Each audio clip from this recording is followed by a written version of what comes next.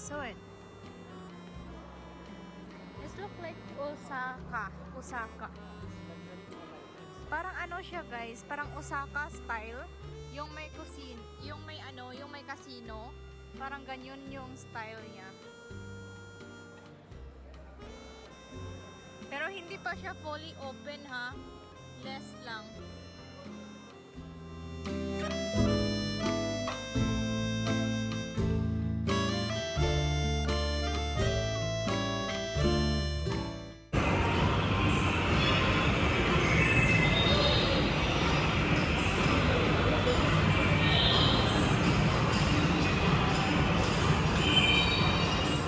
Dito lang nga kami guys sa Yumi Restaurant para kumain ng lunch, kasama na rin yung dinner guys kasi wala pa kaming kain. Habang hinihintay nga namin guys yung aming order is na video naman kami ni Indiano at hindi ko alam guys kung pinaglalaroan ba ng asawa ko yung video ko. So dumating na nga yung guys yung order kong sushi. So tara guys, tikman natin.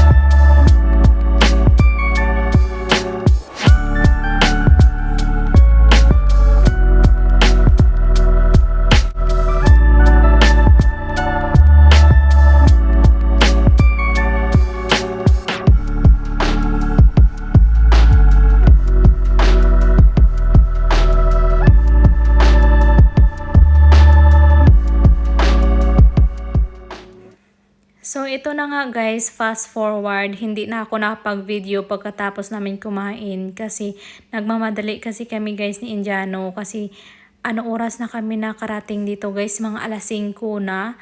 Tapos may kailangan din kaming bilhin para sa kapatid niya. So struggle is real pa kami sa paghahanap ng exit dito guys. Siguro 30 minutes lang naman kami guys naghahanap ng exit nila. Malaki din kasi guys sa loob at saka hindi pa sila masyadong open ba. Konti pa lang yung sa loob yung open. So ngayon yung style ng mall nila guys is parang Okada. Parang ganun guys. Mas maganda pa siya sa Okada. So dito naman guys sa labas, ito yung makikita nyo. Actually guys, yung mall na to guys is bago talaga siya. Hindi pa siya pinupuntahan ng mga ibang tao. At saka ang layo din to guys ng kung saan kami nakatira. Siguro mga more than 1 hour kami nagbiyahe papunta dito. Tapos traffic pa guys. So yung kanilang mall guys is parang ginaya guys sa Pilipinas. Yung pangalan niya is Mall of Asia. So saan ka pa guys? So hindi ko lang alam guys kung ginaya ba nila ito sa Pilipinas or imbento lang din nila guys. So ngayon guys, nag-aantay lang kami ng sasakyan namin kasi kami uuwi na. Yun lang.